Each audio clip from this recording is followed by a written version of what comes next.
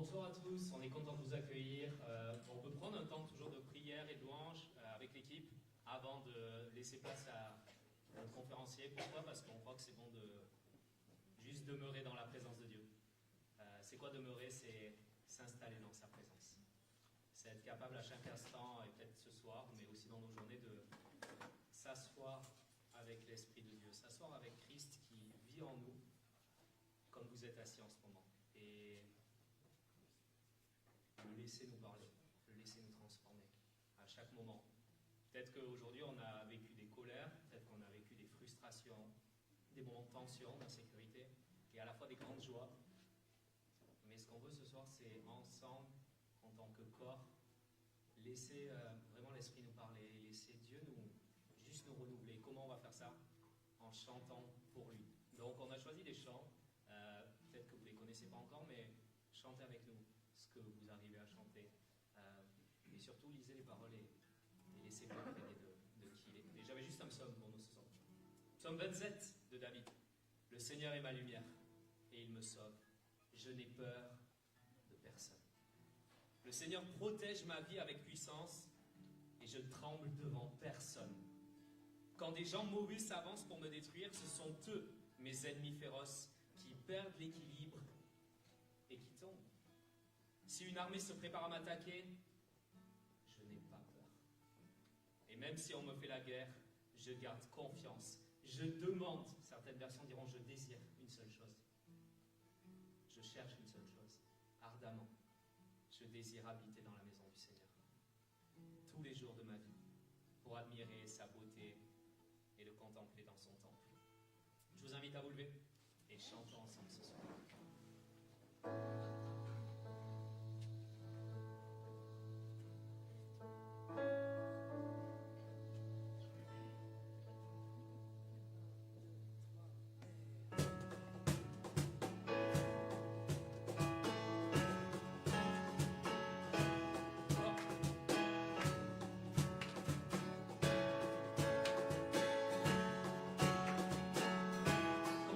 Quand le cœur affaibli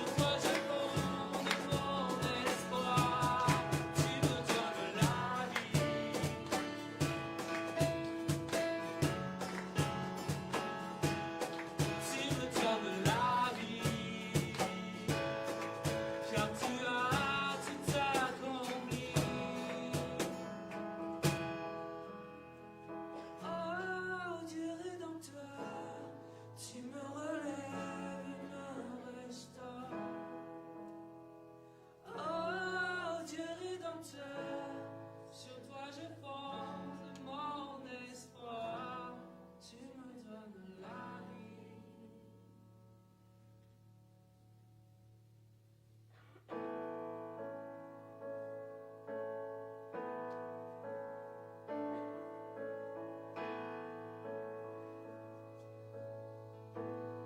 Si la lune me lâche et le soleil menace, chantons Créateur des étoiles. Créateur des étoiles. Oui, dis-lui mon secours. Mon secours est en toi. Si mes larmes ruissellent et que mon pas chancelle, Créateur de la terre, mon secours est en toi.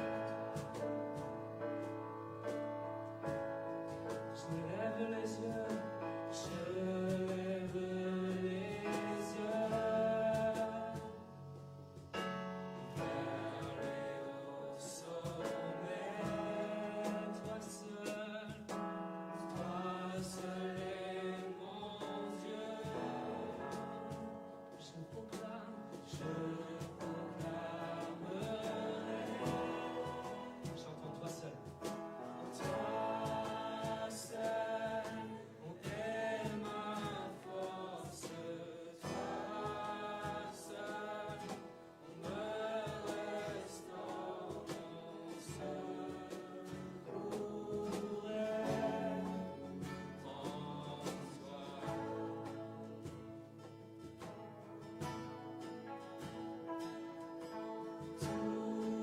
Toujours, tu me portes jamais, tu ne dors, mon secours est en toi.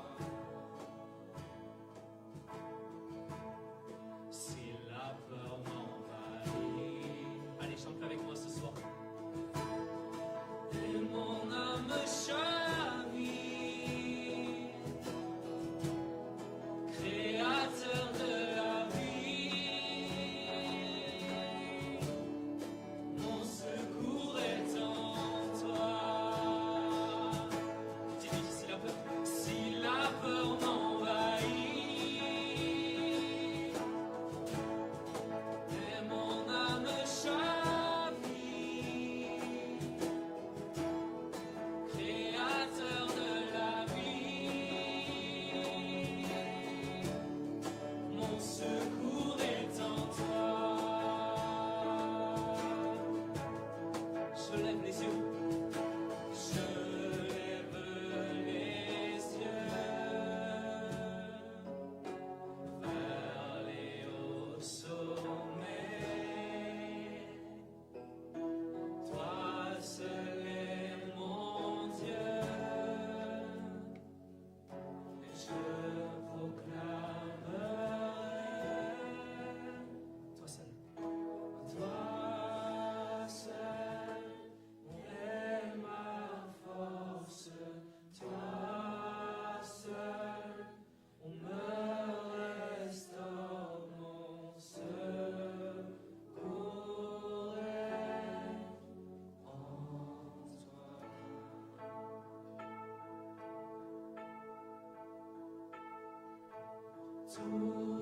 Toujours, tu me portes jamais, tu ne dors, mon secours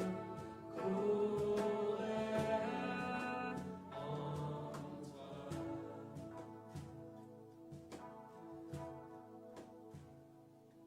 Ta victoire, mon espoir, ton chemin, mon destin.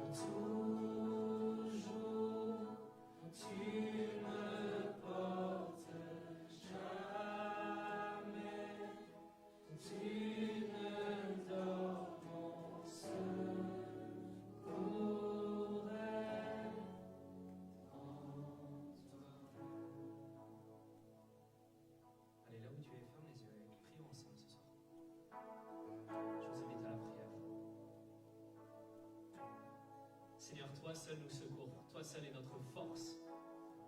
Ensemble, ce soir, quand on chante, on réalise peut-être que c'est dur en ce moment.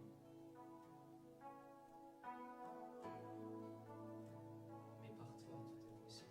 Parce que tu es notre secours. Tu es le rocher. La Bible parle de toi comme notre rocher. Et nous t'invoquons ce soir, Seigneur. Toi qui es Dieu, toi qui es maître. Viens et remplis-nous ce soir. Nous sommes des vases d'argile façonnés à ton image. Et nous avons besoin de toi ce soir.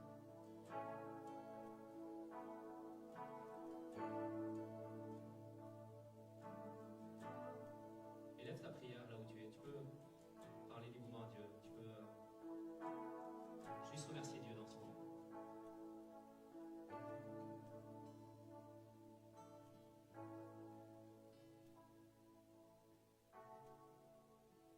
Béni sois-tu, Seigneur, car celui qui met son espoir en toi, qui s'appuie sur toi, n'est jamais déçu. Oui, Seigneur, c'est toi qui nous donne cette source de bonheur, cette source de notre identité. Oui, Seigneur, qu'on puisse fonder notre existence, fonder notre vie en toi, dans ton regard, Seigneur. Et c'est toi, Seigneur, qui fais de nous tes enfants, comblés. Oui, béni sois-tu, Seigneur.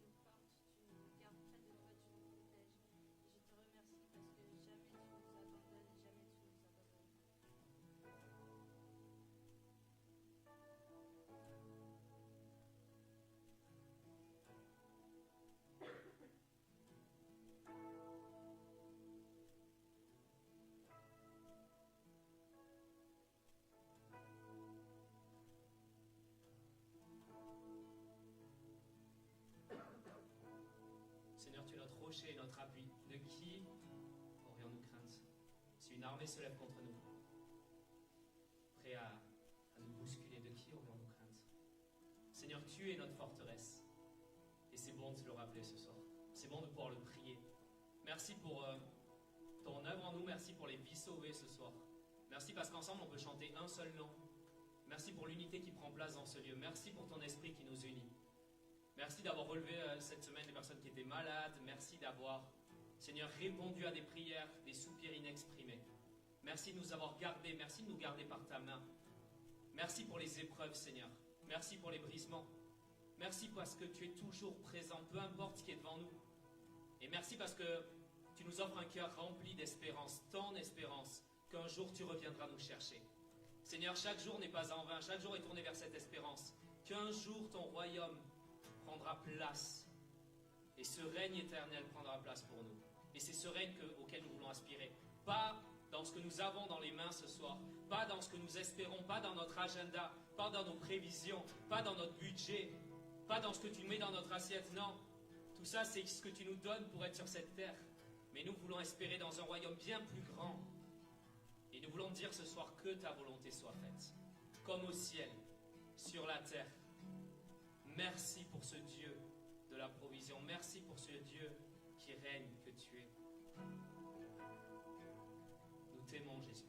On t'aime, Seigneur.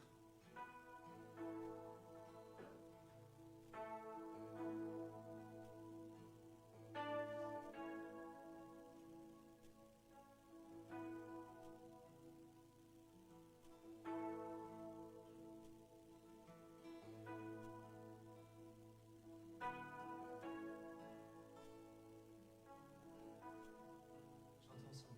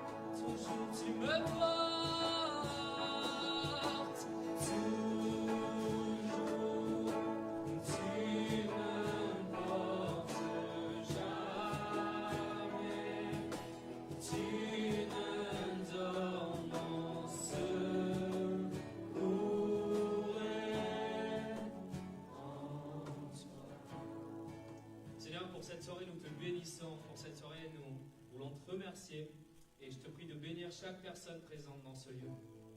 Chaque personne, tu les bénis, tu les portes encore ce soir, tu les soulages et que ce soir vraiment puisse passer une belle soirée, une bonne conférence pour la gloire de ton nom et que cela puisse inspirer nos cœurs à nous lever pour toi, dans le nom de Jésus. Je vous invite à prendre place ce soir.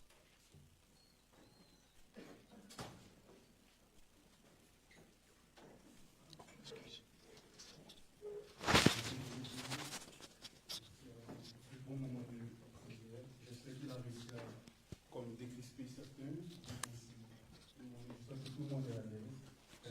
C'est ainsi de vous voir encore. On a encore des nouvelles têtes et ça fait plaisir. Juste signifier qu'on a une liste d'envoi pour toutes les conférences à venir. Encore, on a encore pendant 2 ou 3 mois encore. Donc, on a des flyers à remplir, on a une liste d'envoi où vous pouvez ajouter votre mail, votre numéro pour avoir les informations de l'Assemblée de Dieu. Je pense qu'on est prêt. Et sans plus tarder, au vu du titre, je pense que le titre a fait venir certains livres, Dieu et l'argent. C'est bon, merci. Le titre a fait venir certains livres et je pense que celui qui va nous présenter ça est assez bien placé pour le faire. C'est un grand ami de la VFM. Monsieur Robert Dupont. Merci.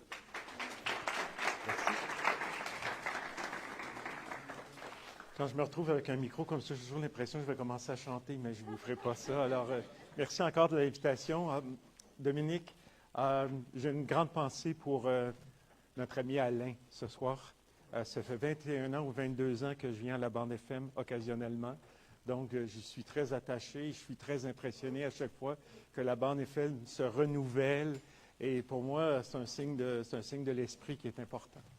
Je vais vous raconter une histoire, donc vous êtes bien installés, mettez une petite laine, si vous pouvez aller vous chercher une tisane, un peu expliquer mon parcours professionnel, un peu mon parcours spirituel, puis à la fois, on gardera une petite période pour les questions. Alors, moi, c'est bien simple. En fait, mon histoire commence lorsque j'avais 4 ans, lorsque mes parents ont ouvert une petite quincaillerie, un magasin de bricolage à Laval, dans un quartier qui s'appelait Sainte-Dorothée, qui était à l'époque une ville. Laval n'était pas constitué. Alors, c'est vraiment comme un quartier, comme on voyait autrefois, là, une rue principale avec une épicerie, la quincaillerie, un petit pharmacien. Donc, un esprit très rural, avec plein de producteurs maraîchers tout autour. J'ai dit mes parents parce que c'est un projet de couple. En fait, dans le couple de mes parents, c'est ma mère qui est la femme d'affaires. Mon père, c'est plus le gars de vente, de relations publiques et tout ça, mais ma mère, c'est la femme d'affaires. Sa mère l'était aussi, donc ce gène-là vient plus du côté maternel. J'ai un frère jumeau, alors et une sœur 4 ans plus jeune que moi. Alors, si vous voyez quelqu'un qui me ressemble, vous allez lui dire bonjour, puis il a l'air un peu hagard de son regard, c'est mon frère jumeau. Mon père a un rêve, c'est que ses 2 fils, les Duttons Brothers, soient à la défensive du Canadien de Montréal. Ça, c'est son rêve ultime. J'aime pas le hockey. En fait, je ne sais pas ce qui s'est passé là, quand on est les 2 dans le ventre de ma mère, mais mon frère a pris tous les talents sportifs. Mais il ne m'en a pas laissé un. Là, mais lui, il en est. C'est presque choquant. Là. Peu importe le sport, il est bon. Moi, peu importe le sport, je suis vraiment pas bon. Alors, j'ai un peu brisé le grand rêve de mon père qu'un jour, ses 2 fils soient à la défensive. Puis on sait que le hockey, ici au Québec, c'est vraiment le sport national depuis toujours. Alors, donc, ça l'a fait un peu, sans de brisure, puis je ne vois aucune méchanceté dans l'esprit de mon père, mais vraiment, ça a fait un peu un écart entre nous deux. Là. Et puis moi, à partir de l'adolescence, j'ai eu une enfance assez heureuse. Des parents qui m'ont donné, je dirais, 3 valeurs fondamentales au départ. La première, c'est le sens du service, parce que lorsqu'on a un petit magasin, en fait, les premiers mots que je dis que j'ai appris à dire, c'est « Est-ce que je peux vous aider? » Puis-je vous aider? Dans certaines régions du Québec, vous allez entendre « Alors, peux-tu vous aider? » La formule change, mais l'intention est toujours de rendre service à quelqu'un. La deuxième valeur que mes parents m'ont donnée très jeune, c'est la solidarité, l'unité. Parce que lorsqu'on est une famille avec un petit magasin, tout le monde a travaillé au magasin, l'école était en face du magasin, donc on terminait l'école, notre garderie, c'était les allées de vis et boulons. Donc, cette espèce de solidarité-là. Puis la quincaillerie, c'est assez cyclique. Donc, on a appris très jeune là, à être solidaire avec nos parents. Et la troisième, c'est ma mère, c'est le sens des responsabilités, donc l'espèce de devoir, ce qu'on appelait autrefois, là, il y a des gens qui ont des cheveux gris comme moi, là, le devoir d'État, ton devoir d'État. Mais elle, moi, j'ai traduit ça par le sens des responsabilités. Donc, ces trois valeurs-là. Donc, une enfance heureuse, une adolescence, là, pas compliquée, mais j'ai développé beaucoup de timidité, pas de confiance en moi. Je réussissais bien à l'école, mais quand on réussit bien à l'école, ça ne veut pas dire qu'on va se faire beaucoup d'amis, à part la veille des examens, là. Donc, je vis aussi sous l'ombre d'une star de hockey, qui est mon frère jumeau. Donc, je deviens un peu enfermé. Je n'étais pas antisocial. Si les gens venaient me parler, j'étais très content, mais je n'aurais pas été dans un groupe. Tu sais, j'avais cette barrière-là. Alors, en secondaire 4, j'ai rencontré une professeure qui sortait de HEC. C'est un petit cours d'économie dans une école publique, alors on n'était pas dans les hauts niveaux, mais sa passion, puis le dynamisme qu'elle avait, ça fait que j'ai dit, moi, dans la vie, là, je veux aller étudier en administration, je veux aller en gestion, puis j'avais de l'attrait pour tout ce qui concernait le marketing. Alors, elle m'a fait sauter, qu'on dit, mon secondaire 5. J'ai permis d'aller tout de suite au cégep, 2 ans de cégep et 3 ans d'université à HEC Montréal. Donc, à HEC, où j'étais très impressionné, très timide. Mes collègues de travail, des collègues d'études étaient des fils ou des filles de banquiers, de financiers. Moi, j'étais le fils d'un petit commerçant à Laval, d'une superficie de 2500 pieds carrés. Donc, ça me complexait. Mais j'avais tendance à me complexer assez facilement. Un sentiment d'imposteur aussi, qui, en passant, pour ceux qui l'ont, je ne veux pas vous décourager, mais on ne le perd jamais. Alors, ça fait que j'ai fait 3 ans d'université. Mon grand fait d'armes, je n'ai jamais parlé. Alors, j'aurais été ceux qui étudient, puis j'ai des HEC ici. J'aurais été votre collègue que vous auriez préféré, parce que lorsqu'on venait me chercher pour aller en équipe, je disais, moi, je vais faire tout le travail. Ne vous inquiétez pas, je vais le dactylographier, vous demanderez à vos grands-parents. C'était très long de dactylographier à l'époque. Mais lorsqu'arrivait le temps d'aller présenter le travail, le professeur appelait l'équipe. Moi, je prenais la porte. Je quittais. C'était impossible pour moi de me présenter. Il y a un professeur un jour qui m'a posé une question. J'ai parti à pleurer. Vous voyez que c'était vraiment un problème majeur. Évidemment, lorsque les 3 ans se sont terminés, à peu près à cette période-ci, au mois de février, mes parents m'ont dit, ben écoute, est-ce que tu penses que tu vas te chercher un emploi, tu sais? Pour moi, c'est impossible d'aller dans une entreprise puis de me chercher un emploi. Alors, commencer un matin avec des gens que je ne connais pas. Alors, j'ai dit à mes parents, moi, j'aimerais ça prendre la relève au magasin. Oh, ça n'a pas passé beaucoup, là. Les parents disaient, on n'a pas payé 3 ans d'université pour que tu viennes vendre des clous avec nous, là. C'est pas ça qu'on rêvait pour toi, là, tu sais. Alors, mais j'ai tenu mon bout, puis en fait, ils m'ont accepté. Alors, ils ont accepté que je vienne travailler au magasin. Alors, à ce moment-là, donc, je commence, parce qu'en fait, je suis incapable, je me suis convaincu, on se fait des croyances personnelles, je me suis convaincu que je serais un incapable dans la vie. À cause de ma timidité, que moi, je ne ferais rien dans la vie. Alors, mais mon père a une petite quincaillerie qui est membre d'une coopérative de détaillants québécois, 300 détaillants québécois, qui se sont regroupés dans les années 40 pour former ce qu'on appelle un groupe d'achat, c'est-à-dire qu'ils faisaient leurs achats ensemble de façon à ce qu'ils puissent avoir de meilleurs prix. Alors, Rona est un immense centre de distribution. Il y a des gens qui négocient des ententes, puis nous, après ça, les marchands recommandent. Il commence à avoir un peu de notoriété, mais mon père est très fier d'être Rona, mais vous le savez, vous avez été des adolescents. On n'a pas beaucoup d'intérêt pour... Lorsqu'il me parlait de Rona, je n'écoutais pas beaucoup. Ce n'était pas quelque chose qui me passionnait vraiment, alors que mon père était très fier de faire partie de cette coopérative. Le premier soir que je travaille, j'ai toujours travaillé dans mes études, mais là, pour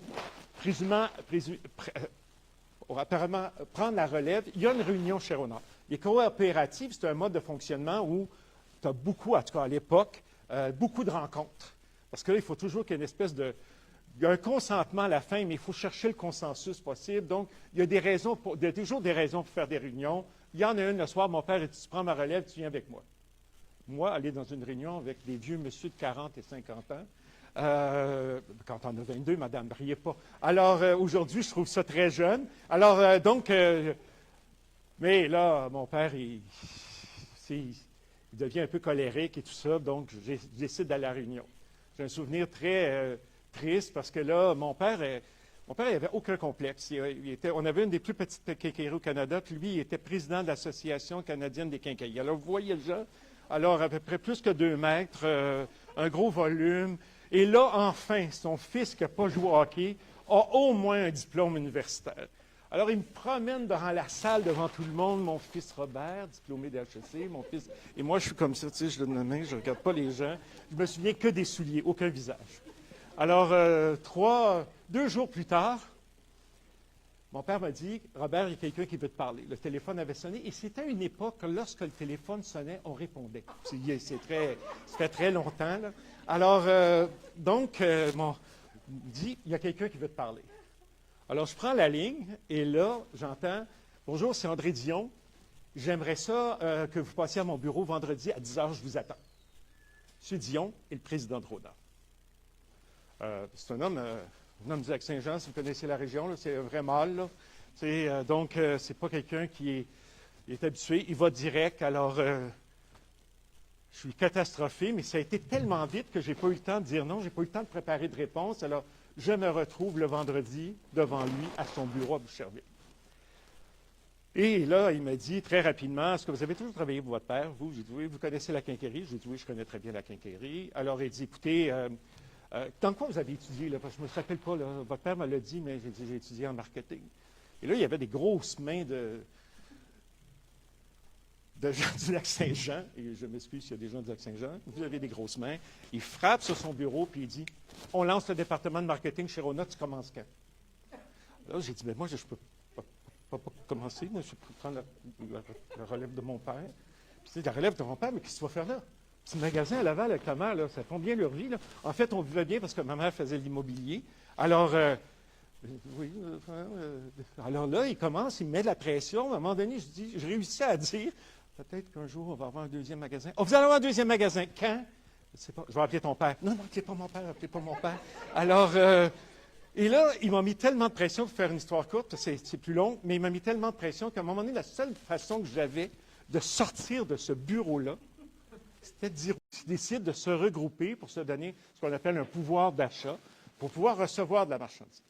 Ils se forment en coopérative, ce qui est très mal vu des gens de coopérative, qu'est-ce que c'est que ça?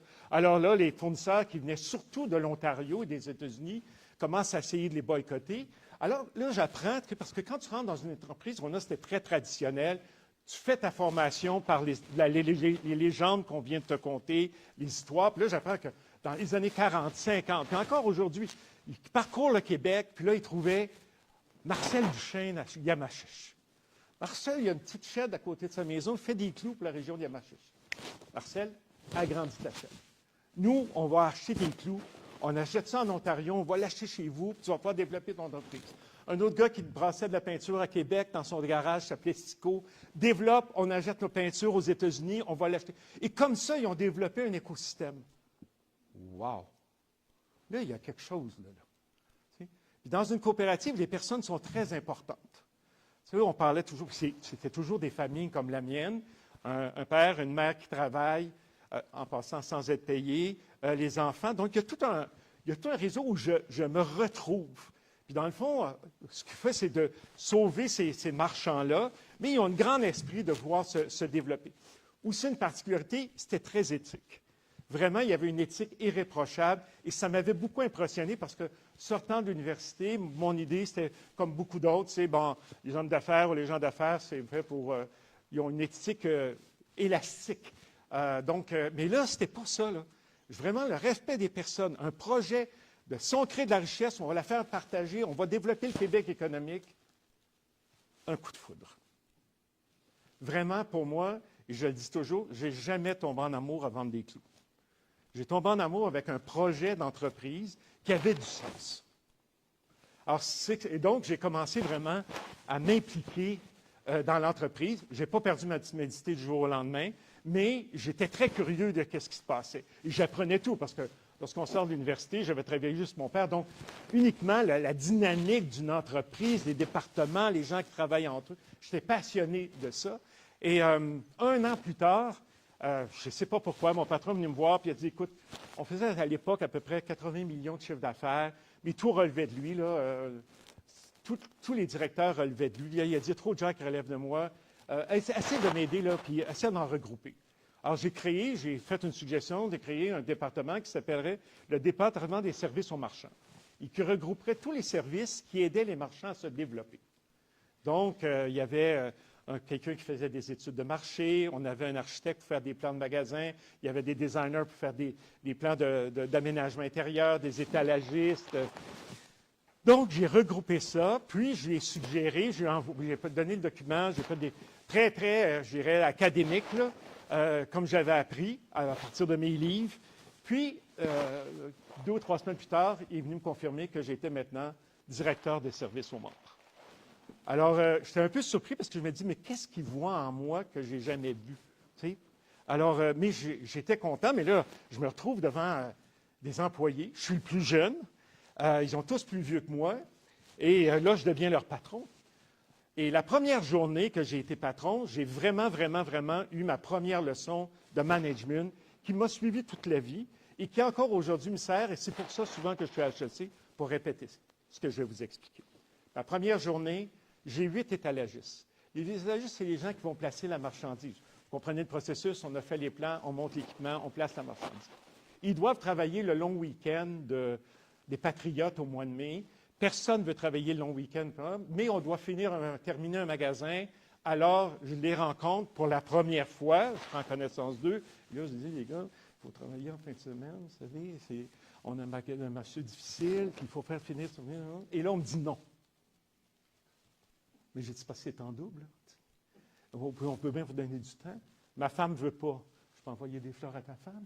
Tu sais, il faut qu'il travaille, il faut qu'il finisse ce mandat-là. Alors là, et là, il y en a un qui me dit, si tu n'es pas content, mets-nous dehors. Mets-nous dehors, qui est traduit par fous-nous à la porte. J'ai 3 ans d'HEC. J'ai fait beaucoup de cours en ressources humaines parce que j'aimais ça. Qu'est-ce qu'on fait si un employé nous dit, si tu n'es pas content, mets-nous dehors? Je ne le savais pas. Le soir, je suis dans mes livres. Je cherche dans mes livres de ressources humaines où est le chapitre qui explique quoi dire. Je vous jure, c'est vrai. Le lendemain, à la bibliothèque d'HEC à Decelles, la bibliothèque, pour fouiller, pour trouver qu'est-ce qu'on fait. Alors, je ne l'ai pas trouvé. J'ai vu mes collègues, c'était un bluff, Carl le bluff. Il y en a un qui me dit, va voir M. Dion, dis-lui que tu n'es pas capable de faire le... Hey, moi, premier mandat, je vais aller voir mon patron, me dire, je ne suis pas capable. J'ai beau être timide, pas avoir confiance en moi, mais je ne suis pas con. Là. Je me dis, non. Puis en plus, c'est la timidité, dans mon cas, il y avait beaucoup d'orgueil. Alors, j'essaie d'aller aux ressources humaines, je fouille le dossier, et là, je m'aperçois que Manu dehors, en fait, il avait postulé sur mon poste que j'avais eu. Donc, je comprends que lui a dit, j'ai postulé, je n'ai pas eu le poste. Il y a un fils de marchand qui a eu la job. Donc, il y avait comme une petite revanche. Alors, j'avais un bon prétexte. Il fallait que je rencontre tous mes employés. Bonne pratique de management. Vous rentrez dans un département, il faut rencontrer tout le monde. Alors, sous prétexte je le rencontre. Alors, évidemment, tu sais, on n'ira pas en fin de semaine, là. Non, on va discuter, puis là, je le fais parler. Puis là, tu sais, je réalise sa réalité. Sa femme est enceinte, un étagiste, ça parcourt le Québec. Puis là, à un moment donné, ça sort. Tu sais, moi, j'ai postulé sur le poste que tu as eu, puis là, c'est moi qui devrais être directeur. Puis, OK, bien là, c'est pas moi qui ai pris la décision. En fait, je ne voulais pas y aller chez Rona. Fait que là, tu sais, je n'ai pas dit, mais arrête, pénalise-moi pas. Et en discutant, en m'écoutant, en l'écoutant et tout ça, j'ai dit, écoute, je pense que tu veux développer. Toi, tu veux grandir dans l'organisation. Tu étais jeune, parce qu'à l'époque, on commençait jeune, là, 15 ans, 16 ans. J'ai dit, moi, je vais essayer de t'aider. Puis là, on va faire un plan tous les deux, puis est-ce que tu es prête à suivre des cours ou tu aimerais? Puis là, on commence cette discussion-là, il embarque, puis à la fin de la rencontre, il me dit, on va y aller en fin de semaine. Inquiète-toi pas, on va y aller. Première leçon de management, importante, essentielle, que j'ai appris, c'est pas les budgets qui sont plus importants, c'est pas les plans stratégiques, c'est les objectifs. Le plus important, c'est les personnes. Et si on veut réussir un projet, si on veut réussir en entreprise, il faut être capable de travailler avec les personnes. Essayer de les comprendre, essayer de les accompagner.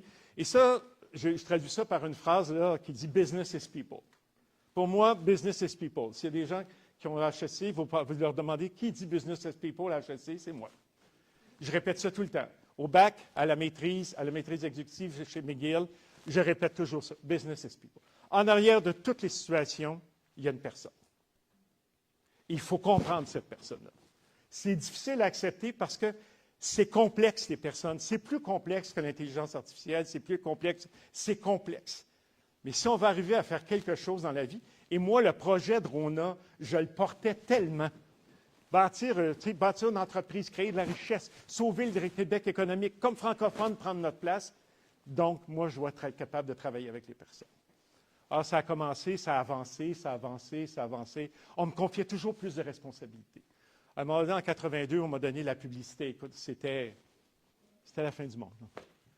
Être responsable de la publicité, c'était comme moi, là, je n'avais jamais pensé ça. Alors, j'étais très content.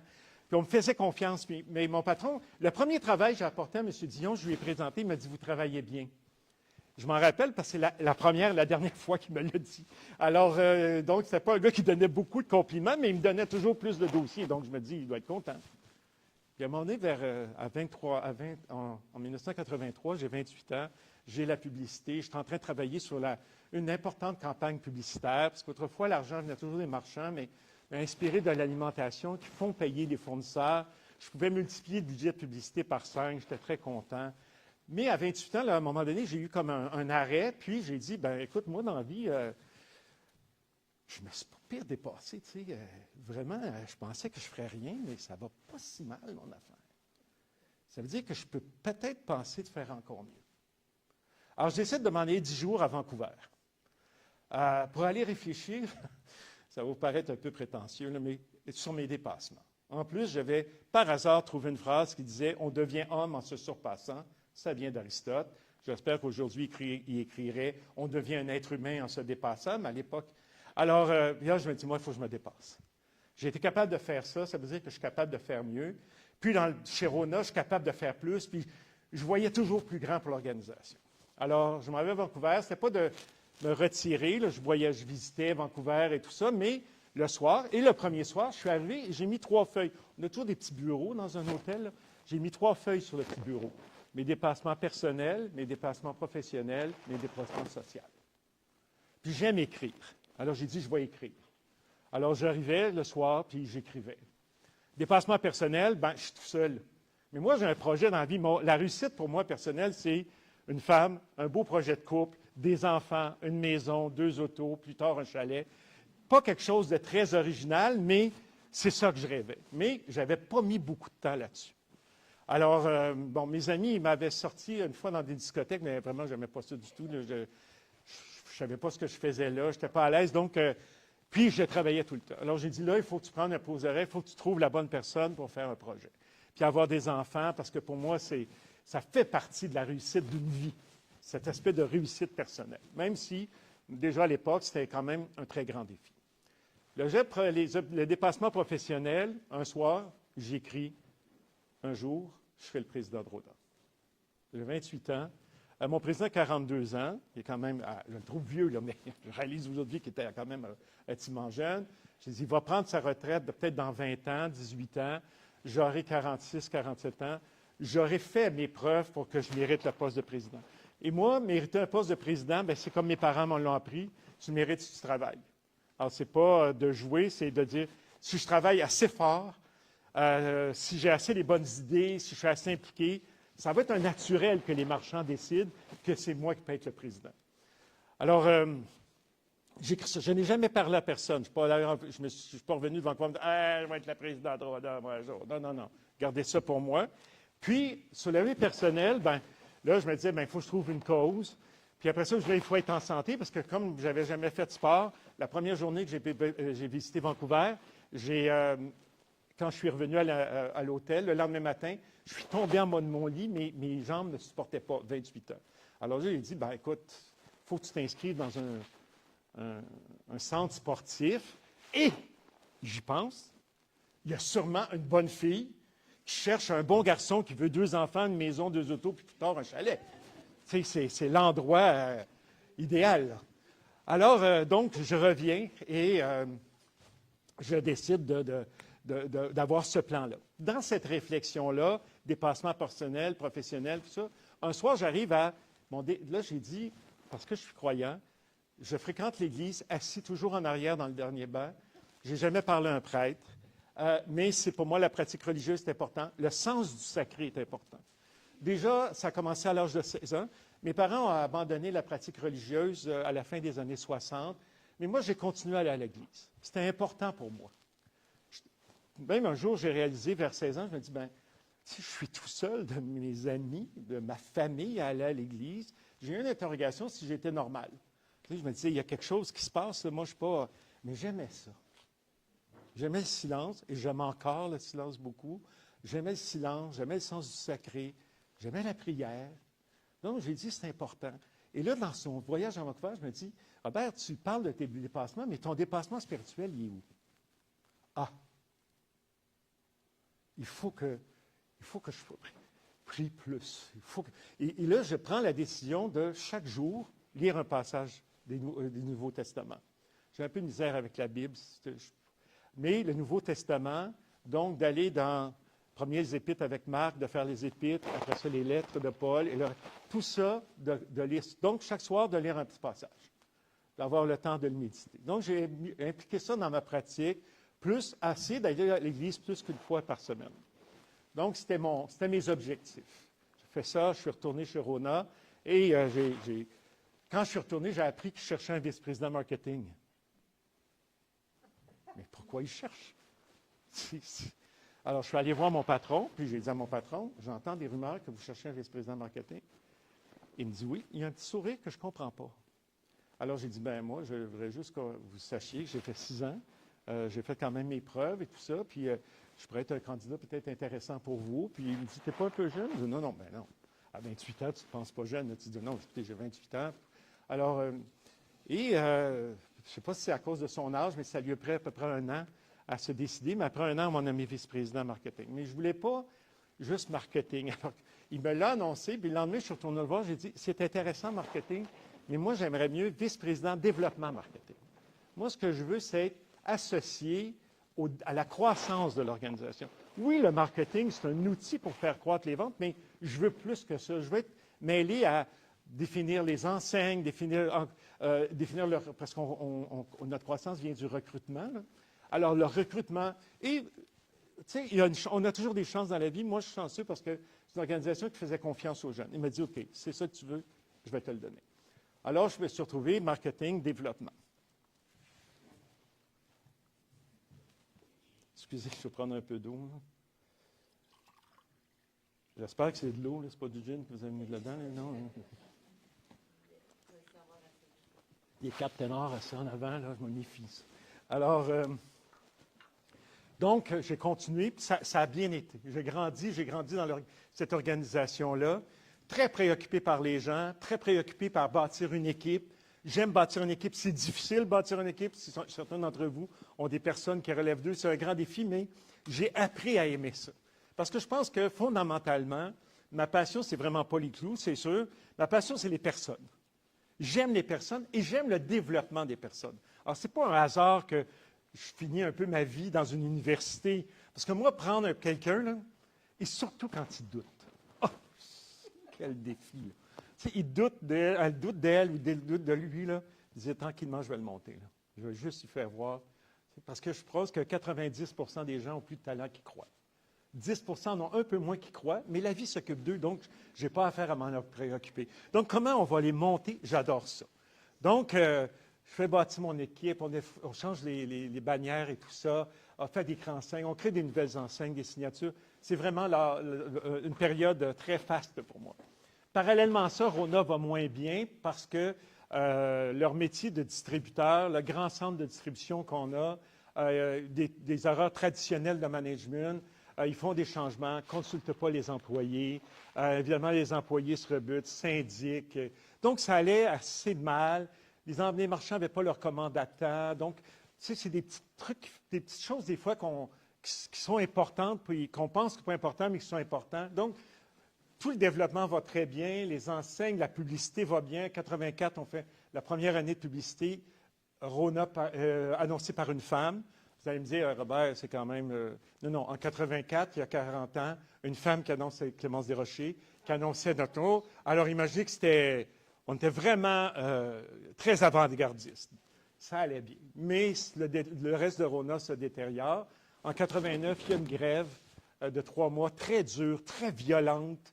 Et les employés du centre administratif ne sont pas syndiqués, mais les centres de distribution. Puis, à la fin, mon président, à la fin de la grève, 2 ou 3 mois plus tard, à la fin de 89, il annonce qu'il va prendre cette retraite. Il va quitter Rona. Il a 49 ans, il est là depuis 24 ans, et donc, il demande à ce qu'on le remplace. Là, je suis un peu pris au dépourvu parce que ce n'est pas ça mon plan. Il est supposé de se repartir autour de 60 ans, pas à 49 ans. Je vais avoir 35 ans, 90, je suis trop jeune. Alors là, dans mes prières, tu sais, qu'est-ce que je fais, qu'est-ce que je fais, qu'est-ce que je fais? Et là, je décide de donner mon nom. Il y a un processus, il faut aller donner son nom. Je dis, moi, donner mon nom, pour que les gens sachent que le conseil d'administration, que moi, dans la vie, là, je ne veux pas juste être vice-président marketing toute ma vie, là. Je veux avoir un plus grand impact. Je ne serai pas choisi, je n'ai pas d'attente, mais au moins, il faut qu'ils sachent qu'on a de l'intérêt. Tu sais, ça plaît habituellement. Quand on sait, puis je l'ai vécu, quand on sait qu'un employé veut grandir dans une organisation, ça nous réconforte. Donc, je mets mon nom, il y avait un processus, donc, trouver les 5 grands engagements de RONA, les 5 enjeux de RONA les plus importants. J'écris là-dessus, je soumets ça au conseil d'administration. C'est très long, mais après 4 mois, le président du conseil demande à me rencontrer à la maison, il vient me voir, puis je me vois encore à la table de cuisine, on est assis ensemble, on prend un café, puis il me dit, tu vas avoir le travail. Yes. Mais on va t'appeler vice-président exécutif au début, tu feras tes preuves, puis après ça, on verra. Puis on te nommera président. OK. J'ai 3 questions. Première question, est-ce que je peux réaliser le plan que j'ai soumis? Il me dit oui. Ben écoute, Robert, c'est pour ça qu'il y a eu le travail. OK. J'ai une deuxième question. Est-ce que je peux faire le plan que j'ai soumis? Oui, je viens de te le dire. Troisième question. Est-ce que je peux faire le plan que j'ai soumis? Alors là, donc, il me dit oui. Donc, c'est ça pour moi qui était le plus important. Alors, je rentre comme vice-président. Et le premier jour, là, que tu prends la place de ton boss là, dans son bureau là, et tu t'assieds à sa chaise, là, un petit feeling. Je ne veux pas, là. Tu sais, ça fait quelque chose. Hein? Tu sais, le téléphone sonne, ton premier téléphone. Tu réponds. Et c'est Sergent Tanguay de la Sûreté du Québec. Je vais vous annoncer qu'on a passé notre avion radar au-dessus de la rive sud de Montréal. Et est-ce que vous êtes au courant que vous avez une plantation de cannabis sur le toit de votre bâtisse? Le cannabis en 90, c'est pas légal. Là. Et comment une plantation de cannabis peut se retrouver sur une toiture, alors que quand même un centre de distribution, c'est à 10 mètres de haut. Là. Et là, ça veut dire qu'il y a des gens qui prennent des sacs de terre, qui montent ça sans que personne les voie, sèment du cannabis, va probablement arroser. Alors, ça, c'est ma première introduction, mon premier jour comme président. Alors, la deuxième journée, c'est la Banque nationale qui vient d'apprendre qu'un petit gars de 35 ans, en marketing, il est venu, maintenant vice-président exécutif de RONA, arrive en panique. Tous les jours, il y avait quelque chose. Alors, le vendredi, évidemment, quand j'ai fini le vendredi soir, j'étais en miettes. Je me disais, qu'est-ce que c'est? Et 90, en passant, c'est la récession. Donc, les ventes baissaient de 20 par mois. Donc, c'était la catastrophe. Une coopérative, ça n'a pas de volonté de profit. Donc, ça n'a pas de volonté de productivité. On est le centre de distribution le plus efficace en Amérique du Nord. Il fallait vraiment avoir 35 ans pour vouloir être le président de cette entreprise-là. Donc, là, je suis chez moi, puis bon, j'ai pris un petit peu de vin, là, puis on a pris un petit peu, on est pris quand même un peu, pas mal, tout seul. Puis là, j'ai dit, comment je vais m'organiser avec ça? Je ne peux pas engager des consultants parce qu'en fait, la stratégie, je la connais, mais c'est l'opération. Il faut être capable d'opérer pour aller chercher du profit parce qu'on doit faire du profit parce qu'il s'en vient au Québec un format de magasin qui s'appelle les grandes surfaces, les magasins entrepôts. Depuis 10 ans, ça existe aux États-Unis. Ça a un grand succès. Le consommateur de l'époque, il veut la variété. Il ne veut plus faire 10 magasins. Il veut rentrer dans un magasin. Alors, il faut commencer à renvoyer du capital. Donc, il faut que j'aille chercher la profitabilité à même la productivité, l'efficacité. Déjà, dire productivité, les orteils vous font ça dans vos souliers. Là, vous dites productivité. Ça, c'est pas, la productivité, ce n'est pas un foie. C'est pour travailler plus fort. C'est de travailler plus intelligemment. Donc, il n'y a pas beaucoup de consultants là-dedans, Mais j'ai une idée de dire très banale, un peu ringarde, qui dit, bon, ce que je vais faire, c'est que tous les vendredis, je vais rencontrer 10 employés. 10, 15 employés, 15 peut-être, 10 à 15 employés.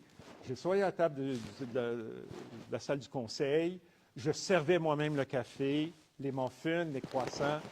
Et là, d'abord, je ne connaissais pas tout le monde. Donc, on se présentait, ils m'expliquaient qu'est-ce qu'ils faisaient. Il y avait beaucoup de frustration, notamment des gens du centre de distribution. J'ai tout écouté ça. Là. Mais à la fin des rencontres, je disais, as-tu une suggestion?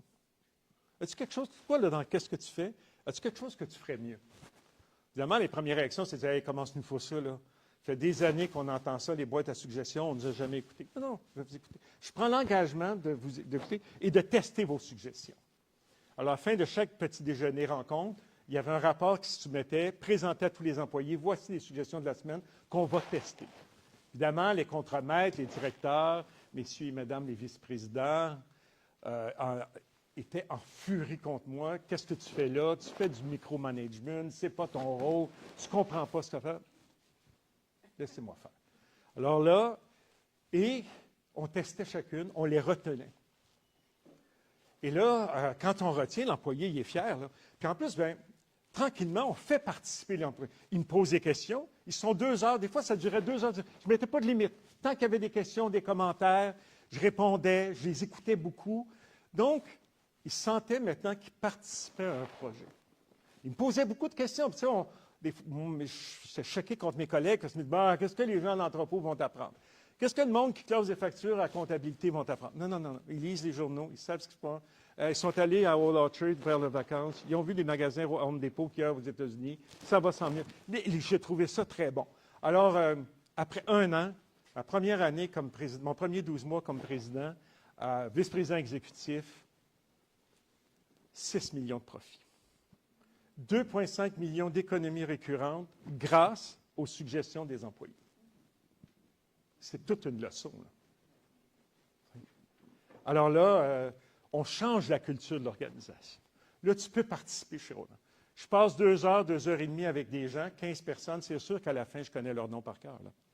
Alors, tu te promènes dans l'entreprise et tu dis, au lieu de dire salut, bonjour, tu dis bonjour Geneviève, bonjour Véronique, bonjour Paul, comment ça va?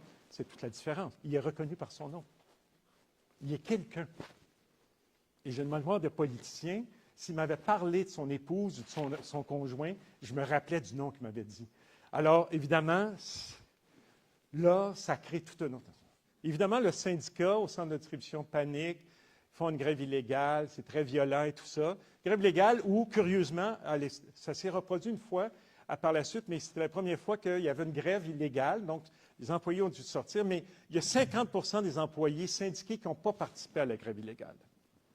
Alors, vous imaginez le message, là. Ça veut dire on ne suit plus notre syndicat, on préfère suivre l'entreprise. Donc, il y a tout un message, où là, on revient, et c'est très long, là, parce que Dominique m'a dit, moins quart, moins 10.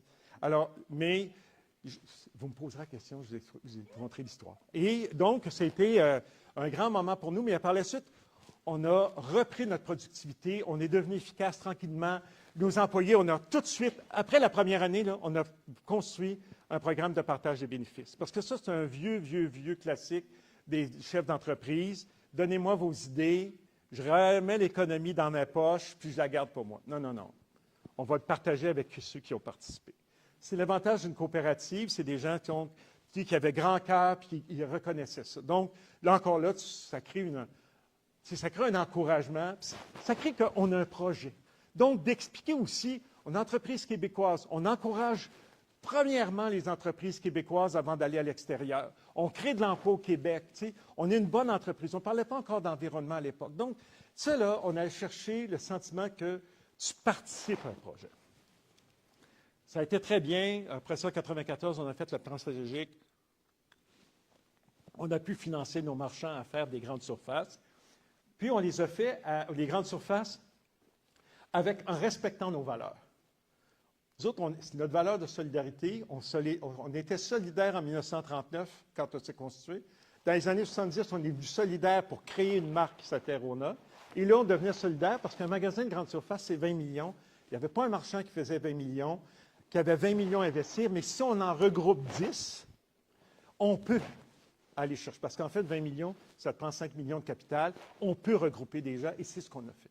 Donc, on a été fidèles à nos valeurs. Ça, pour moi, c'est extrêmement important. Donc, on a constitué, puis ça allait très bien. Donc, on était efficace. Et un jour, je me suis levé à 39 ans. Je continue à prier. Mon endroit, à l'époque, c'est l'Oratoire Saint-Joseph. J'ai fait beaucoup de discussions avec le frère André et Saint-Joseph. Donc, c'est devenu des grands amis, puis ils m'ont vraiment beaucoup aidé. Mais un matin, je me suis levé à 39 ans et ma vie n'avait plus de sens. J'ai dit, moi, dans la vie, là, je fais des millionnaires. C'est ça que tu voulais faire, Robert, dans la vie des millionnaires? Tout le monde est heureux. Les employés sont super bien payés. Les marchands font de l'argent. Ils font de l'argent avec les programmes Rona, tout ça. Ils font de l'argent parce que l'action de Rona, on fait du profit, l'action monte. C'est ça ton envie que tu voulais faire. Et là, ça commence à s'installer tranquillement. Et là, plus ça avance dans le temps, plus j'ai un malaise. Je commence à en parler autour de moi. On me dit, ben là, t'es fou. T'es en burn-out. Ah non, t'es en burn-out, t'as trop travaillé. Voyons donc, tu gagnes un gros salaire, tout va bien, puis t'es pas satisfait de ta vie. Non, mais j'ai dit, oui, je le vois que tout va bien, mais je ne me suis pas vu, moi, être un créateur de richesse, de millionnaire. Tu sais, les marchands, c'est des bonnes personnes, mais plus tu en donnes, et les gens riches, c'est leur caractéristique, plus tu en donnes, plus ils en donnent. Tu en donnes encore, ils le mettent dans leur poche, ils retendent la main. Alors, je me battais beaucoup sur ce sentiment-là qu'il était insatiable. Donc, et ça a duré presque 3 ans, jusqu'au jour où je me suis levé un matin, je suis allé voir le président du conseil et je lui ai dit, je veux 6 mois pour réfléchir sur le sens de la vie. By the way, si jamais vous faites ça, vous m'appelez, je vais vous expliquer ce qui va se passer, parce qu'ils réagissent drôlement. Ils vont penser que tu vas avoir une augmentation de salaire plus grande, que tu fais du chantage. Ils m'ont offert de créer une espèce de fonds, 1 million de dollars, puis tu pourras faire des dons. Je dis non, c'est pas ça que je veux. Je veux aller réfléchir sur le sens de la vie. Moi, mais tu réalises-tu? Tu sais, on est une entreprise, on fait 700 millions de chiffre d'affaires, il y a 375 employés. Oui, mais est-ce que j'ai une bonne équipe de direction? Tu as la meilleure équipe de direction. Est-ce qu'on est en train de réaliser un plan stratégique? Oui, on est à mi-terme d'un plan stratégique où on a déjà en avance sur nos objectifs. Donc, je m'en irai pas au Népal, je n'irai pas discuter avec le Dalai Lama. Je vais rester à Montréal, je vais me trouver un endroit, mais je veux prendre du temps pour réfléchir sur ce sens de la vie. Je vends ma maison, je vends mon auto, je me débarrasse de tout. Je prends mon argent, je ne fais jamais ça, je prends tout mon argent, parce que là, les marchands avaient beaucoup investi aussi dans les grandes surfaces. Je prends tout mon argent et j'achète des actions Rona, qui est quand même une coopérative.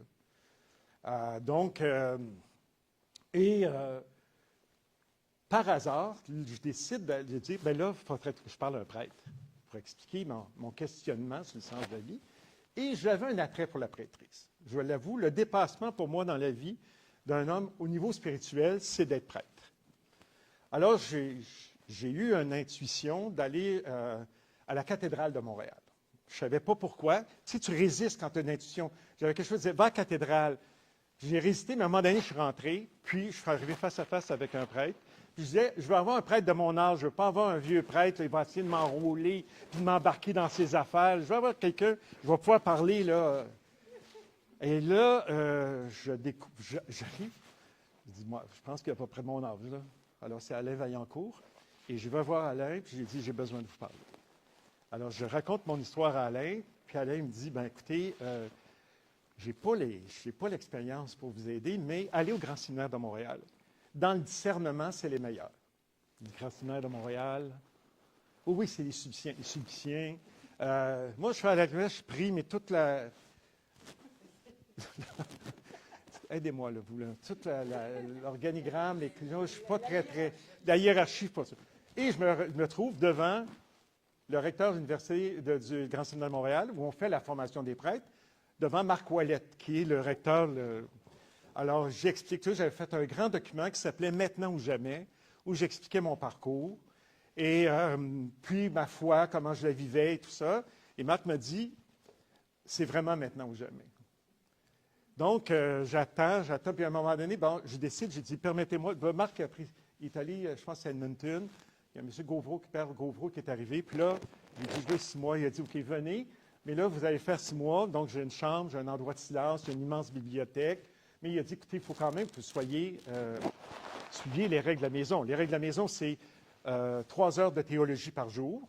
Puis, vous devez assister à un office. Bon, je suis croyant, ça m'intéresse. Puis, en fait, j'ai eu le goût aussi de faire grandir ma foi. Tu sais, moi, j'avais la foi de Jésus, ton ami, là. Alors, c'est cute, mais tu sais, à un moment donné, tu vas avoir quelque chose de... Tu sais, il y a de la consistance, là. Alors, donc, j'accepte, puis je me retrouve là. Les cours de théologie, je dirais, à intérêt variable. Okay? Sauf pour un cours qui s'appelle l'éthique, avec un homme exceptionnel. Puis, tu sais, je me suis dit, l'éthique, là, dans un secteur religieux, ils vont me parler du péché pendant 45 ans, puis c'est pas difficile de me faire culpabiliser. Que je vais passer le reste de mes journées au confessionnal, parce que je vais avoir...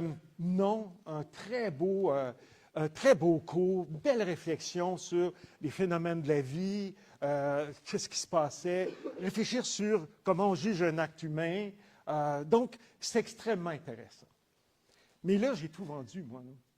Et je suis là, et j'attends, comme quelqu'un qui est dans une gare, qui a juste un petit baluchon, je me suis débarrassé de tout, j'attends un train qui va passer, puis je vais embarquer pour dire, c'est ça ma mission. Si je ne suis pas prête, c'est sûr qu'il faut que je m'en aille dans une œuvre sociale. Mon rêve, c'est Mère Teresa, mais croyez-le ou non, parce que moi, je disais, Mère Teresa, ces enfants abandonnés, je vais y aller, moi. On va partir une gang, puis on va développer des orphelinats en Inde, puis ça va aller. Premier week-end de mon congé sabbatique, elle décède. Donc, j'ai dit, bien, c'est pas Mère Teresa, tu sais. Alors, je sais, mais j'attends une forme d'appel, il n'y a rien.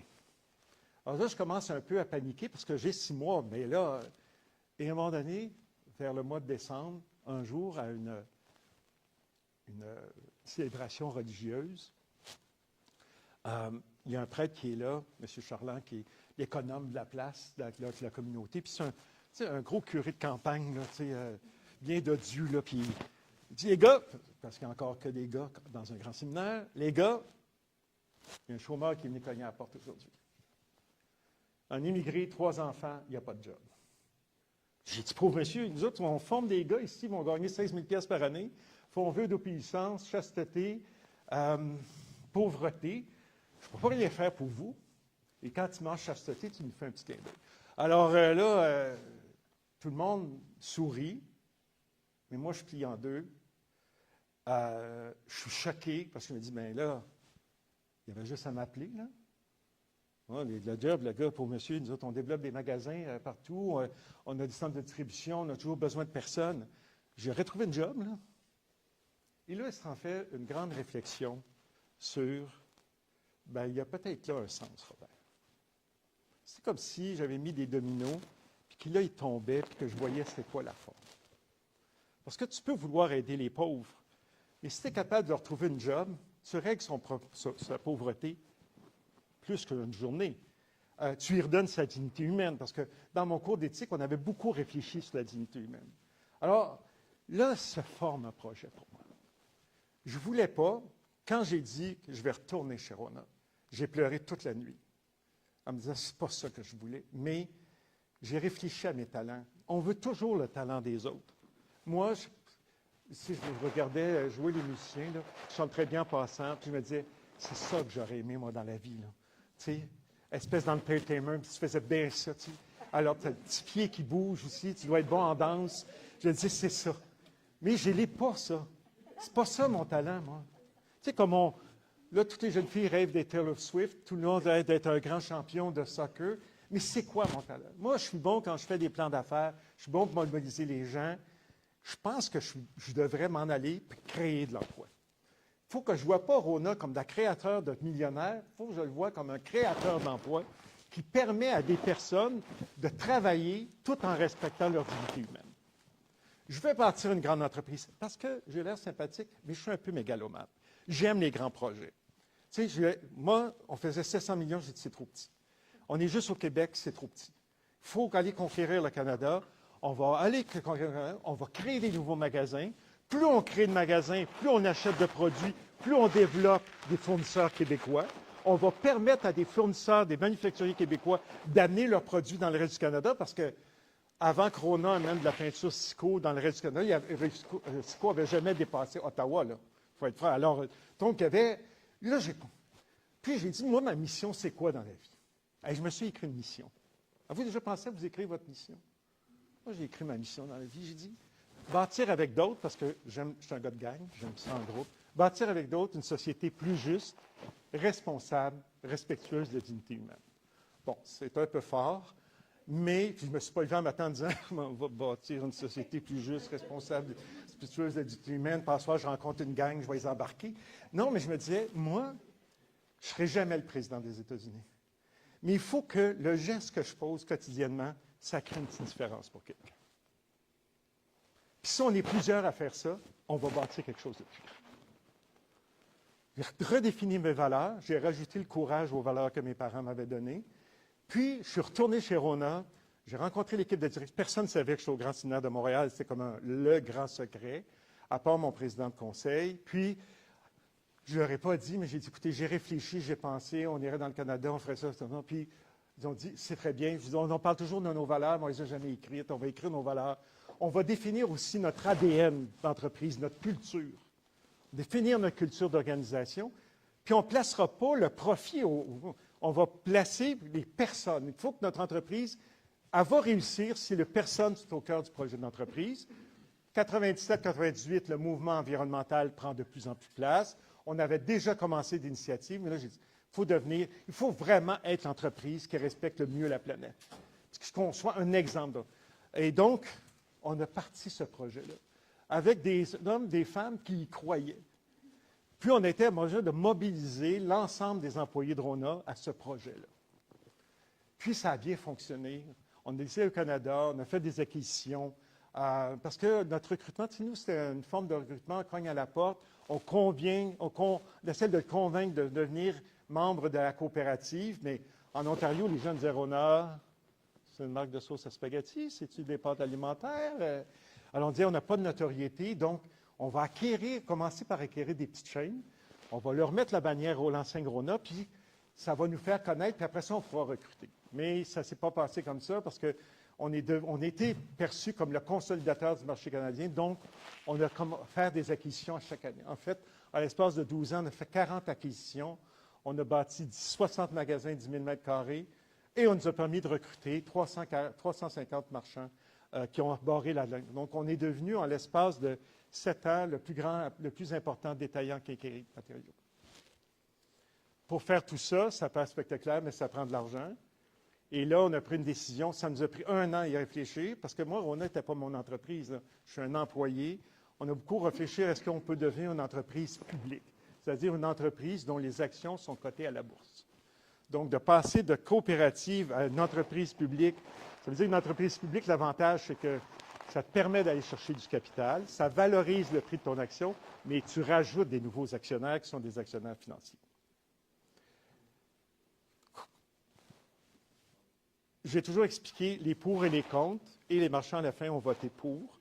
Donc, en 2002, fin 2002, on est allé chercher un premier 150 millions de capital. Puis après ça, on est allé en chercher jusqu'à 1 milliard, puis on a développé cette grande entreprise. Parallèlement, ça réalise nos objectifs, je dirais, de développement d'entreprise. On a monté l'entreprise à 30 000 employés. On a fini en 99, l'année... on a débuté le siècle avec 450 employés, puis 10 ans plus tard, on avait 30 000. Je vais expliquer, parce que 30 000 employés que tu vas chercher, souvent par des acquisitions, qui ne t'ont pas choisi, que tu n'as pas choisi, et qui rentrent dans une culture qui est tout à fait différente. Moi, comme président, j'ai mangé à la cafétéria tous les jours. Je n'ai jamais rentré chez Rona le matin sans faire tout le tour des bureaux et d'aller saluer tout le monde. Il y a des gens qui n'aiment pas ça. Ils aiment ça être tétanisés au travail. Ils aiment ça avoir peur avec un patron très autoritaire, ça les sécurise. C'est ce qui s'en va, là. Mais moi, on n'était pas une secte des apôtres de l'amour infini, là. On a des objectifs à rencontrer, on a des actionnaires différents, mais on travaille toutes et tous sur un projet d'entreprise. Et ce projet, ça a créé un grand succès, sauf que nos actionnaires financiers, eux, ont des objectifs qui sont différents. Donc, eux, c'est le profit à court terme, tout ça. On a été capable de vivre avec. Eux, ils ne sont pas intéressés aux personnes. Moi, j'ai dirigé Rona, entreprise publique, pendant 10 ans. J'ai au moins rencontré 10 000 personnes en finance à travers l'Amérique. On ne m'a jamais posé une question sur les employés. Les financiers, ça ne les intéresse pas. Les gens sont des matières remplaçables facilement. Si ça ne fait pas, tu le remplaces, c'est tout. Mais ce n'est pas comme ça que moi je vois ça. Je vois de prendre des gens puis de les faire évoluer avec nous. Alors, j'ai trouvé ça difficile. En fait, je n'ai jamais aimé ça. Mon dernier 10 ans, être entreprise publique, je n'aimais pas ça, mais je suis devenu vraiment très préoccupé, très engagé à conserver cette culture-là, à me battre pour la faire passer, me faire passer pour les valeurs aussi, parce que quand on a une telle croissance, il faut que tu expliques les valeurs. Parce que les valeurs, là, c'est de la foutaise. Les tableaux de valeurs dans les entreprises, là, c'est du spectacle, ça. Moi, je voulais que les valeurs chez Rona, là, j'appelle que les non négociables, soient des actions concrètes. Il faut prêcher par l'exemple. Je suis HSC pour répéter ça aux futurs gestionnaires. On prêche par l'exemple. Vous pouvez voir, mais si vous n'êtes pas cohérent, si vous n'êtes pas authentique, parce que les gens ne demandent pas qu'on soit parfait, ils nous demandent d'être vrai. Quand on est vrai, ils ont envie de nous suivre. Puis si tu as l'honnêteté de les amener dans un projet qui est porteur, donc tout le projet de développement durable, on a réuni Greenpeace, Équiterre à Montréal, c'était Stephen Guilbeault qui était là à l'époque, qui est maintenant le ministre de l'Environnement, les gens de David Suzuki dans l'Ouest. On a dit, on veut devenir l'entreprise la plus éco-responsable. On ne peut pas tout changer du jour au lendemain, mais accompagner. Et ils nous ont accompagnés. Et lorsque ça s'est terminé pour moi, on était l'entreprise la plus éco-responsable. Donc, notamment pour la protection des forêts, réduction des gaz à effet de serre. 2008 arrive, récession, qui se prolonge très longtemps. Il y a un joueur américain qui est sur le marché qui s'appelle Lowe's, qui a essayé de rentrer au Canada, ça ne fait pas. C'est un échec, mais il y a les poches pleines. Et là, les actionnaires voient que la récession va se poursuivre. Alors, on se met à mettre de la pression pour vendre Rona. Moi, je ne veux pas vendre Rona parce que pour moi, d'abord, on crée 58 000 emplois dans le secteur manufacturier au Canada. 38 000 au Québec et presque 20 000 au Canada. Donc, si un acquéreur américain, il va acheter ses produits aux États-Unis, qu'est-ce qui va arriver? Des usines à Yamachiche, à Warwick, dans le bas du fleuve. Alors, j'ai un malaise très existentiel avec ça. Nous, on a fait un programme pour protéger les forêts. Est-ce qu'il va vouloir protéger les forêts? Mais les actionnaires, c'est les actionnaires. Alors, je me suis beaucoup battu. Et un jour, si tu ne veux pas faire ce que les actionnaires veulent que tu fasses, ça prend à peu près 15 minutes. Même si ça fait 35 ans que tu es dans l'organisation, il s'en fout, il rentre dans ton bureau et dit c'est fini. Alors, c'était la fin de ma période Rona. Mais moi, et ça a été difficile. On n'ira pas beaucoup là. C'était très difficile. Je me suis en allé à Saint-Benoît-du-Lac. Je me suis enfermé là un certain temps pour laisser la parole, puis aussi réfléchir. Tout le monde autour de moi disait « Ah, tu s'en vas à Saint-Benoît-du-Lac ». Pareil comme si les moines étaient pour m'attacher, puis tu me raser la tête, me mettre une chasure, puis que là, je devais... Non. Quand je suis arrivé là, le père Abbé, que je connais, et qu'il a changé cette année, mais que j'adore, André Laberge, m'a dit « Qu'est-ce que tu viens faire ?» D'ailleurs, que j'ai vu une fois ici à la Bande FM. « Qu'est-ce que tu fais ici? » J'ai dit « Je viens de perdre mon emploi, tout ça. » Il me dit « Est-ce que tu es venu pour prier? » Bien là, j'ai dit « Oui. » J'ai dit « J'ai jamais arrêté de prier, mon père. Jamais. Je ne vous dis pas que ma prière était de qualité tout le temps, mais je n'ai jamais arrêté l'exercice de prier. Parce que quand tu arrêtes l'exercice de prier, c'est comme faire du sport, tu arrêtes. Puis là, tu ne reprends plus. Alors, j'ai dit, ce n'était pas toujours très profond, mais c'était là. Puis, à partir du grand séminaire, j'avais commencé à faire mon bréviaire, et je n'ai jamais arrêté de faire le bréviaire, j'adore ça. Donc, il m'a dit, ouais, mais tu sais, Robert, viens pas ici pour prier. Viens ici pour te reposer. Refaire tes forces. Tu vas être ici combien de temps? Le temps que ça prendra, mais c'est sûr que je ne serai pas très longtemps. Il m'a dit, prends le temps qu'il faut, là. Tu t'en iras. Ça va prendre des mois. Quand tu auras fini, reviens. Quand tu te sentiras bien, calme à l'intérieur, reviens prier. Puis là, tu vas. Alors, c'est ce que j'ai fait. Et puis là, j'ai réalisé que moi, ma mission dans la vie, c'était pas... parce que j'ai oublié de vous raconter quelque chose. C'est ça l'âge. C'est le fun, là. Mais j'ai oublié de vous raconter quelque chose d'important. C'est qu'à Vancouver, mon Dieu, comment j'ai pu oublier ça? C'est que j'ai eu aussi une réflexion sur l'éthique. Parce qu'après avoir dit, bon, c'est quoi qui va donner sens à la vie spirituelle, un soir, je suis rentré et je me suis écrasé en me disant, mais je vais faire ça pourquoi? Je vais avoir une femme, 2 enfants, une maison, un chalet plus tard, je suis président de Rona, mais ça va m'avoir donné quoi? Je vais l'avoir fait pourquoi? Et la première chose, c'est, vas-tu le faire pour l'argent? Je dis, non, moi, l'argent, tu sais, je ne suis pas con, là. Il faut quand même être payé, on travaille. Il faut être payé. Mais est-ce que l'argent, c'est mon maître? Non. Moi, je vais être le maître de l'argent. Puis en fait, j'ai fait une phrase que j'ai écrite, c'est dire, je ne m'évaluerai pas sur ce que je gagne, je vais m'évaluer sur ce que je partage. C'est beaucoup plus difficile. Est-ce que c'est le pouvoir? Non. Le pouvoir, c'est une drogue. Vous avez vu des drogués autour de vous, là? Il y en a des gens, c'est la drogue. Moi, je me dis, non, je ne veux pas le pouvoir. Moi, je pense que rationnellement, je suis juste correct, mais je pense que ma sensibilité aux autres, ma compréhension, ma passion pour les êtres humains a fait que c'est ça qui m'a aidé dans mon métier de gestionnaire.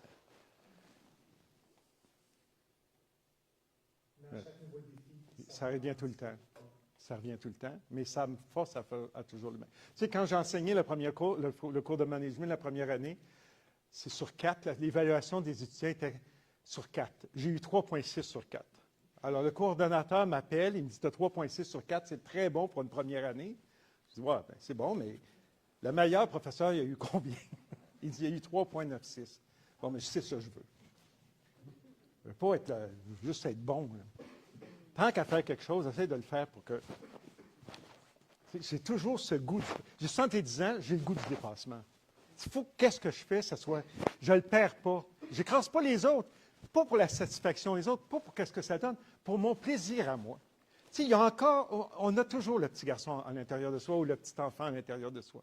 Juste pour prouver que tu avais tort de ne pas croire en toi. Garde, tu es encore capable. Puis c'est pour ça que je suis à l'université, c'est pour ça que je suis avec les entrepreneurs. C'est pour aider les gens à dire, croyant. Vous n'avez plus de talent que moi, mais faites-vous confiance, développez. Puis aujourd'hui, tous les succès sont spectaculaires. Mais non, ce n'est pas spectaculaire, c'est tranquillement. Tranquillement. Tranquillement. Comme quelqu'un qui pratique un sport.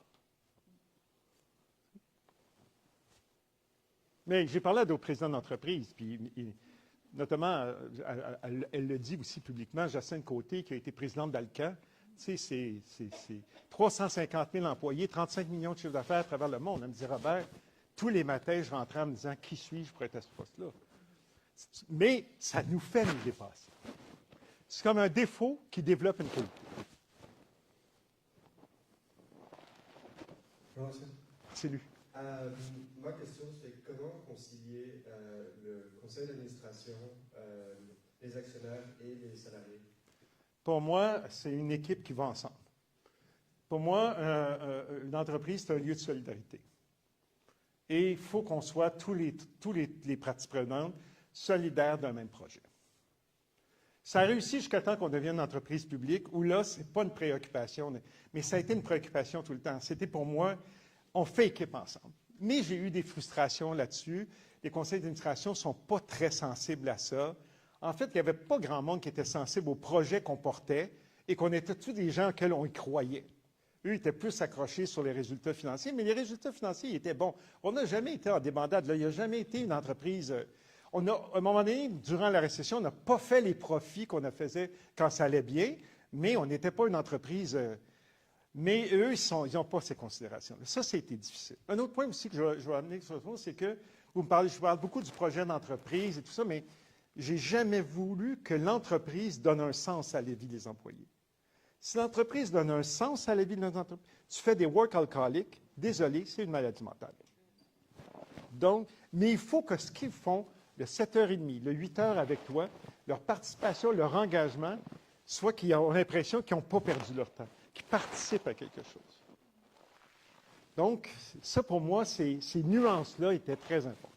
Très grand respect de... Moi, les work alcooliques, là, ça me jette... Tu sais, Je travaille 70 heures par semaine, mais tu as un problème d'organisation. Ou tu es super contrôlant ou contrôlante. Donc, est-ce que tu sais déléguer? On va t'accompagner là-dedans. Donc, il y a toutes sortes. J'ai une allocution là-dessus, là, sur cette nuance-là. Là. Mais l'entreprise c'est un lieu de vie. Et c'est dans le lieu, parce que l'entreprise, sa mission, c'est d'être efficace. Si l'entreprise est efficace, elle fait du profit. Tu ne dois pas avoir comme mission de faire du profit.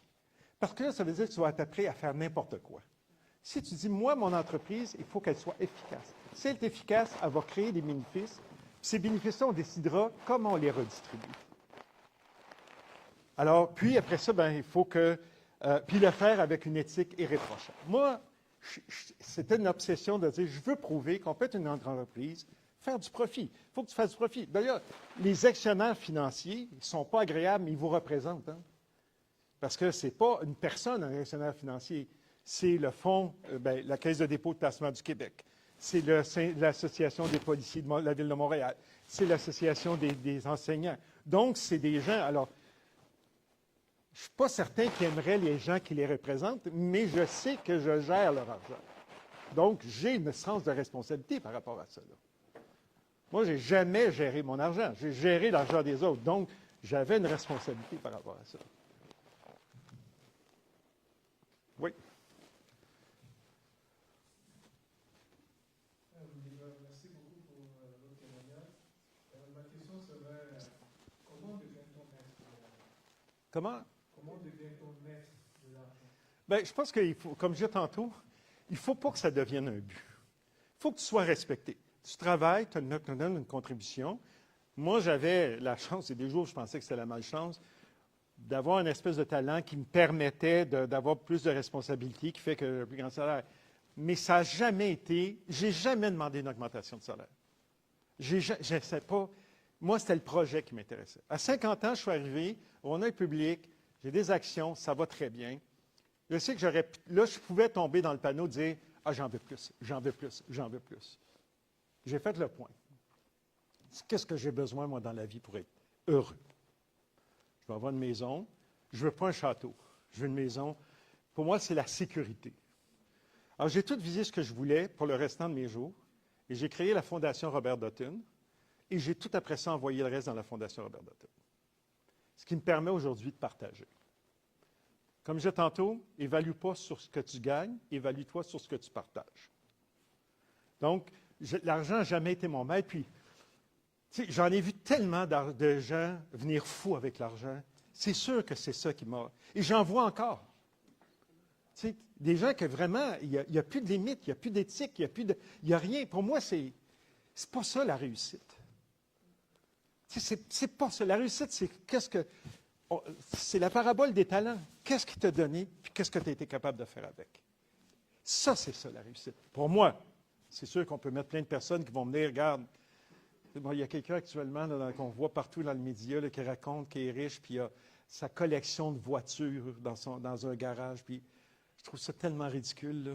Ça m'enrage à chaque fois. Qu'est-ce que tu fais avec une collection de voitures? On peut en conduire juste une. Là. Puis une fois que tu as tout montré ta collection à tout le monde, là, ça sert à quoi? Là? À part de flatter ton ego. Là. Il faut redéfinir la réussite. Qu'est-ce qui va... Moi, la réussite, c'est si je suis allé au bout de ce que je pensais que j'étais capable de faire ou incapable de faire. Mais en même temps, j'ai toujours été bien payé. Je ne me voyais pas, parce que ça, à 42 ans, quand j'ai pris, il y avait ce questionnement-là aussi. Je comprends le vôtre aujourd'hui, Dominique, puis Alain, à chaque fois, j'ai mieux me dit, ils ont un malaise avec l'argent. Oui. C'est pas un malaise parce que tu fais de l'argent, c'est le malaise, qu'est-ce que tu fais avec ton argent? C'est ça le malaise. Si tu le fais, tu sais, l'Évangile le dit, là, si tu veux un grenier pour te remettre le plus de blé, au Québec, on dirait du foin, si tu veux mettre du foin possible, bien là, regarde, tu peux demain matin mourir. Là. Donc, l'Évangile nous l'enseigne très bien.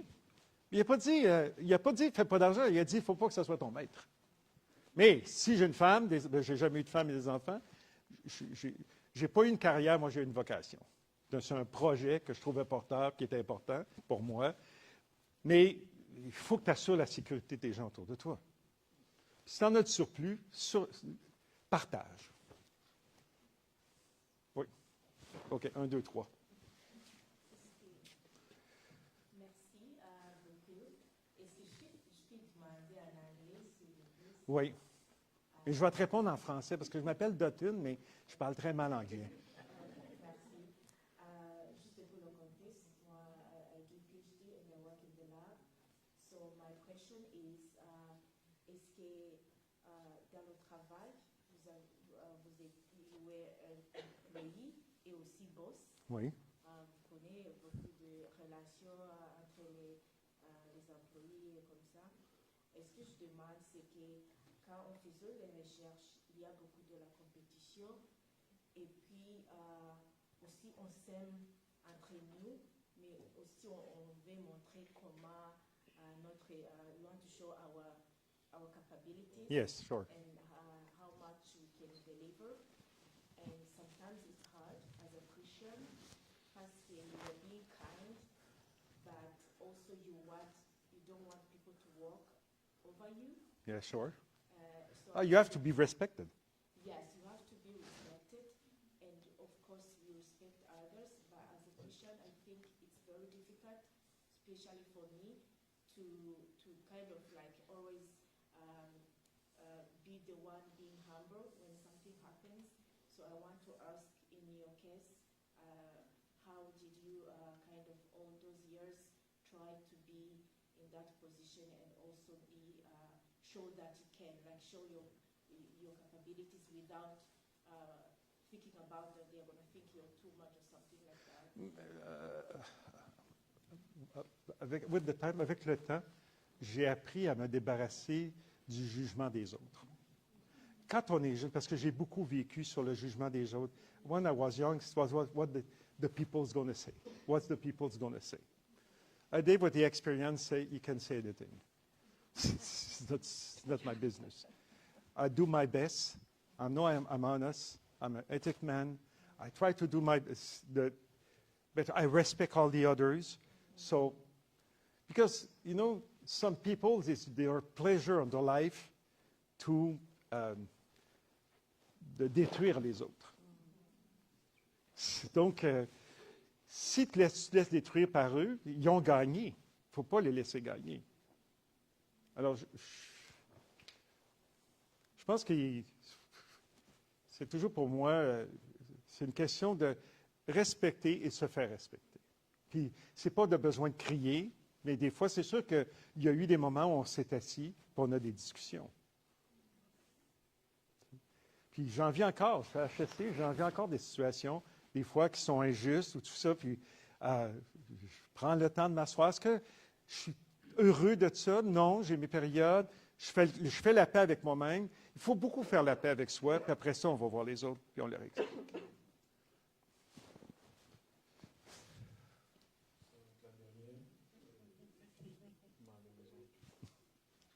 Vous me la poserez après. Yes, my question is different from marketing or management. My question is, I have seen that when people become successful in life, they tend to reject God, as Jesus said, that it's hard for rich people to enter heaven. And my question is, how did you manage to remain in state of grace and a prayerful life when your life is like getting successful and you were earning more money? I'm not sure if I understand, but what I understand is you say, to be Christian, pour être or a Catholic, we have to be poor. It's not true. C'est pas ça que vous avez dit. Elle demandait comment vous avez pu, avec les responsabilités, l'argent qui venait, comment vous avez pu garder les pieds sur terre, continuer de prier et de mettre Dieu au premier plan. Okay, sorry. My father was an Irishman, you know. He drank lots of scotch and whiskey. My mother was a French Canadian, and she won the language battle at home. So I think it's a grace, you know. I think the fact that I give importance to my spiritual life gives a moment of silence. I believe about silence. I think the faith starts with silence, the peace inside. The song we sang tonight, we talk about that. So that's helped me to. And you know, I was always sure that the success of Verona is not me. It's a team success. It's not true that c'est pas vrai que j'ai tout réalisé ça. C'est un travail d'équipe. Moi, je dis toujours, une entreprise, c'est un sport d'équipe. On gagne ensemble. No, everybody, I have this, c'est une obsession que j'ai besoin de tout le monde. Et c'est pas moi qui ai réussi. Donc, c'est sûr que ça fait une partie.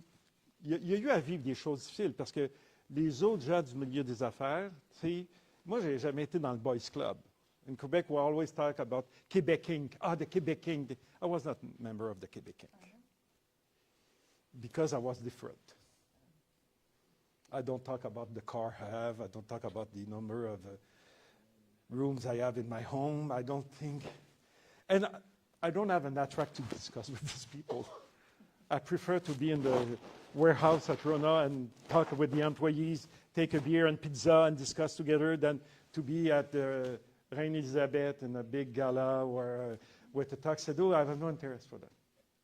So, and you know, I was not the president of the SpaceX. I was president of a retail business with simple people. So it helped me to stay very les pieds à terre. Puis mes parents aussi. Mes parents m'ont beaucoup. My parents have, you know, always take care about that. My mother. Merci.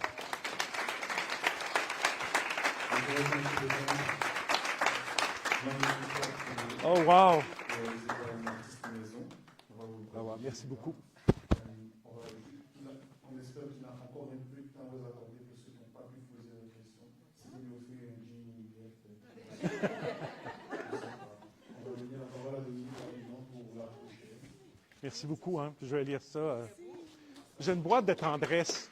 J'ai fait une boîte que j'ai appelée ma boîte de tendresse parce que comme je suis tout seul, j'aime ça avoir ma boîte. Puis quand j'ai un petit down, j'ouvre ma boîte puis je lis des choses comme ça. Je me dis, ben, je ne suis pas si pire. Tu sais? Je veux dire, il y a des gens qui disent, vous m'avez donné confiance en moi. Bon, ben, j'ai fait ça dans la vie. Donc, faites-vous des boîtes de tendresse. C'est Combe qui a fait le dessin dessus. Félicitations, c'est très bon. Bravo. J'espère que vous avez apprécié votre soirée. Hein? C'est inspirant. Oui. Ça nous donne le goût, nous aussi, de se dépasser. Je retiens ça. Prochaine rencontre, donc dans 2 semaines, hein, c'est pas terminé, il y a tout un programme encore qui continue.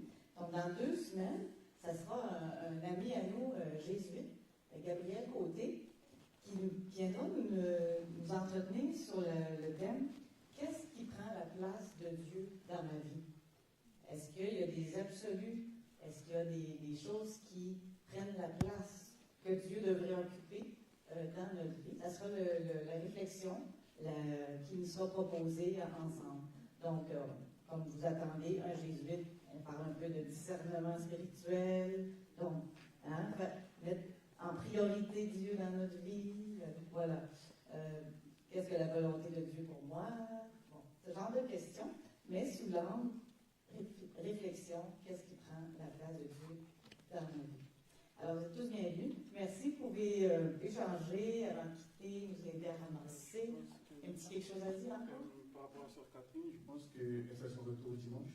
Ah oui, oui. Tu veux dire un mot sur dimanche? Non, oui. Vas-y. Vous vous cachez, Sœur Catherine, avec votre foulard?